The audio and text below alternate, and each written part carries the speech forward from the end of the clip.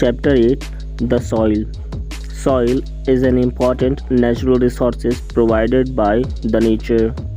प्रकृति द्वारा दिया गया एक बहुत ही महत्वपूर्ण नेचुरल रिसोर्सेस है जिसे हम सॉइल कहते हैं. The soil is formed due to the breakdown of rock by various natural agents.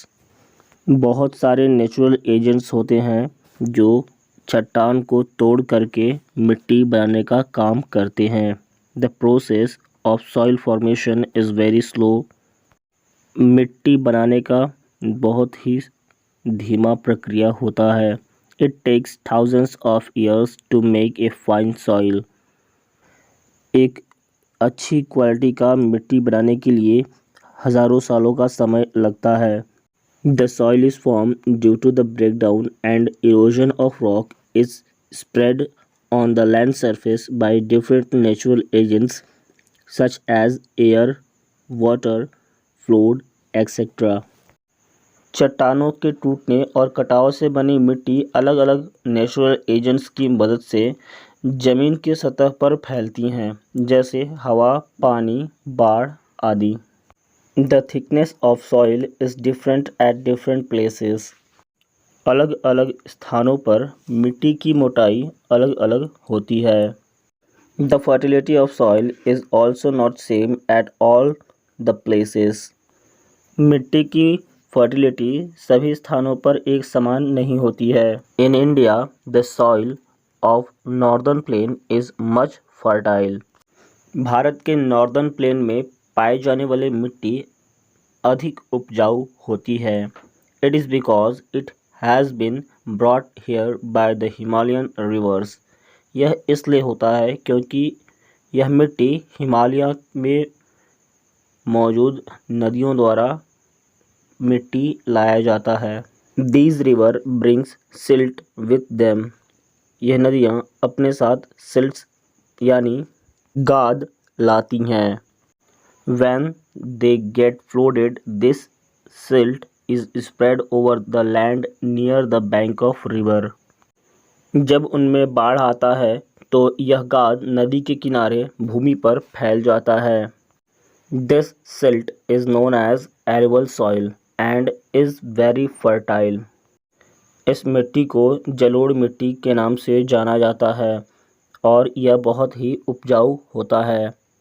That is why the people grow wheat, sugarcane, oilseed, gram, rice, barley, flax, cotton, fruit and vegetable in this region. इसीलिए यहाँ पर रहने वाले लोग यहाँ पे गन्ना, तिलहन, चावल, जौ, सन, कपास, फल और सब्जियाँ उगाते हैं. The soil of desert region of Rajasthan and nearby areas is sandy soil. रेगिस्तान वाले इलाकों में पाई जाने वाली मिट्टी जैसे राजस्थान के आसपास वाले इलाकों में बालुई मिट्टी पाई जाती है. These region get very little rainfall. इन इलाकों में बहुत ही कम वर्षा होती है. In this region, people grow wheat, gram, cotton, date palm, etc. only where irrigation facility is available. इन इलाकों में लोग गेहूँ, चना, कपास, खजूर इत्यादि उगाते हैं, वहीं जहाँ सिंचाई की सुविधा उपलब्ध हो. The snow-covered peak of Himalayas are not suitable for agriculture. Himalaya की चोटी पर बर्फ जमा होता है, इसलिए वहाँ खेती करना उपयुक्त नहीं है. The soil in the mountain region is hard as it is made up of hard rock. पर्वतीय क्षेत्र की मिट्टी कठोर चट्टानों से बनी होती है, जिसके कारण मिट्टियाँ भी कठोर होती हैं. So it is suitable for growing fruit bearing trees. इसलिए यहाँ फल देने वाले पेड़ ही उगाए जाते हैं. Generally, the steppe farming is done on the hill slopes. आमतौर पर सीढ़ीदार खेती यानी स्टेप फार्मिंग पहाड़ी ढलानों पर की जाती है.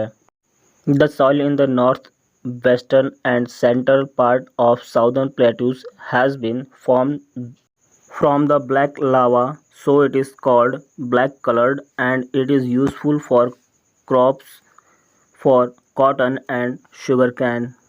दक्षिणी पठार के उत्तर पश्चिमी और मध्य भागों की मिट्टी का निर्माण काली लावा चट्टानों से हुआ है।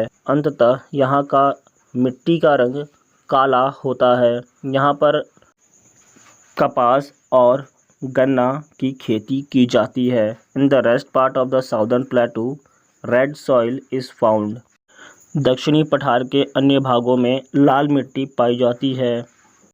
इट इज़ लेस फर्टाइल, यह कम उपजाऊ होते हैं। Groundnut, jowar and bajra can be grown in it. लाल मिट्टी में मूंगफली, ज्वार, बाजरा उगाया जाता है। Teas and coffees, rubber are also products in this region. चाय, कॉफ़ी और रबड़ इन इलाकों में भी उगाया जा सकता है। Many rivers flow through the coastal plains, hence the rice is the main crop grow here due to good irrigation facilities। बहुत सारी नदियाँ कोस्टल प्लेन्स से होकर गुज़रती हैं, इसलिए वहाँ पर चावल की खेती अच्छे से की जाती है क्योंकि वहाँ पर इरिगेशन सिस्टम अच्छा होता है, यानी सिंचाई की सुविधा उपलब्ध होती है। Different kinds of soil is found in different parts of India. Bharat के अलग अलग भाग में अलग अलग प्रकार के मिट्टी पाए जाते हैं। Farmers add manure and fertiliser to improve the fertility of the soil. किसान मिट्टी की फर्टिलिटी को बढ़ाने के लिए खाद और फर्टिलाइज़र का प्रयोग करता है। By this method the food production in India has been increased to great extend. इस प्रक्रिया की मदद से भारत में खाद्य पदार्थों के उत्पाद में बढ़ोतरी हुई है। The uppermost layer of the soil contain many nutrient and mineral which are needed by plant for their proper growth. मिट्टी के ऊपर वाली सतह पर बहुत सारे न्यूट्रिएंट और मिनरल्स पाए जाते हैं जो प्लांट के ग्रोथ के लिए ज़रूरी होते हैं।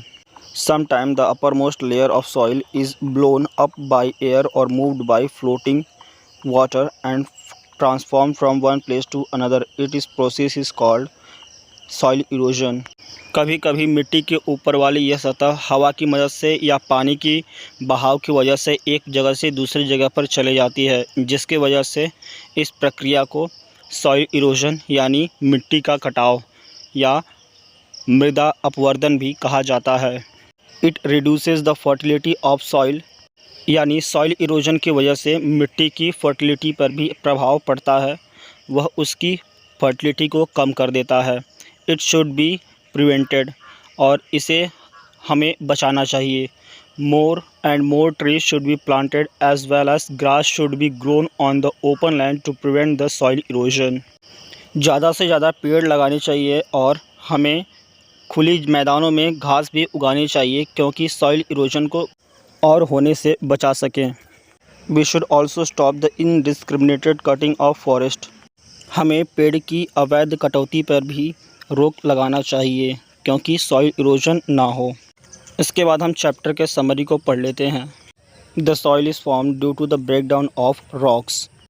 चट्टान के टूटने की वजह से मिट्टी का निर्माण होता है। The sandy soil found in the desert region of Rajasthan is less fertile. रेगिस्तान में पाया जाने वाला बालुई मिट्टी कम उपजाऊ होता है। The soil of mountain region is made up of hard rock particles. पहाड़ी क्षेत्र में पाए जाने वाले मिट्टी कठोर चट्टान के कणों से बने होते हैं। The transfer of upper most layer of soil by wind और floating water is called soil erosion. यहाँ पर ये चैप्टर ख़त्म हुआ। इसके बाद हम क्वेश्चन आंसर्स को सॉल्व करेंगे। क्वेश्चन नंबर पहला है हाउ सॉइल इज़ फॉर्म्ड, यानी मिट्टी का निर्माण कैसे होता है। इसका आंसर होगा the soil is formed due to the breakdown of rocks, यानी चट्टान के टूटने की वजह से मिट्टी का निर्माण होता है। इसके बाद क्वेश्चन नंबर 2 है right about the soil found in the different parts of India, यानी भारत के अलग अलग भाग में पाए जाने वाली मिट्टी के बारे में बताइए।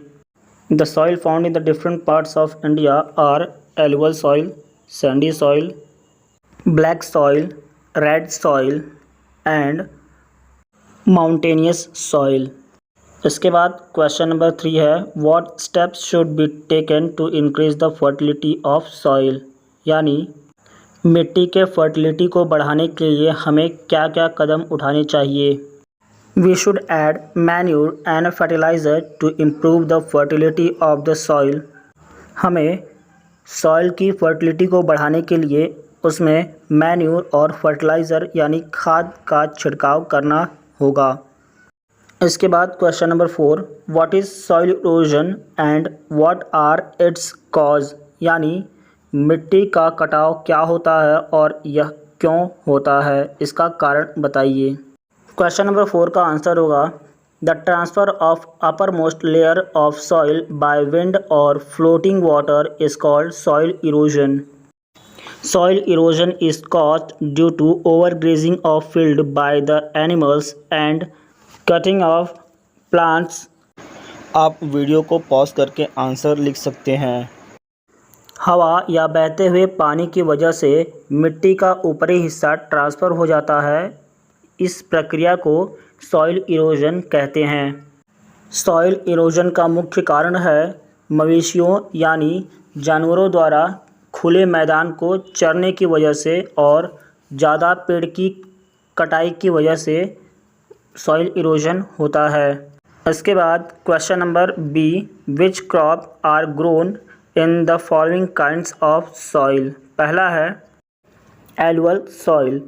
एलुवल सॉइल में वीट, राइस, ग्राम उगा सकते हैं।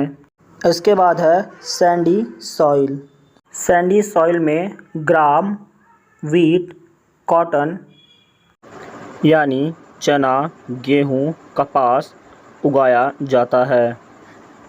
इसके बाद ब्लैक सॉइल। ब्लैक सॉइल में कॉटन और शुगर कैन यानी कपास और गन्ना उगाया जाता है। इसके बाद रेड सॉइल यानी लाल मिट्टी। लाल मिट्टी में ग्राउंडनट्स, टी, कॉफ़ी, रबड़ इत्यादि उगाए जाते हैं, यानी मूंगफली, चाय और कॉफ़ी भी उगाया जाता है। उसके बाद फिल इन द ब्लैंक्स। पहला है the soil in the northern plain are very dash, यानी नॉर्दर्न प्लेन में पाए जाने वाली मिट्टी बहुत ही उपजाऊ होती है। इसका आंसर होगा फर्टाइल।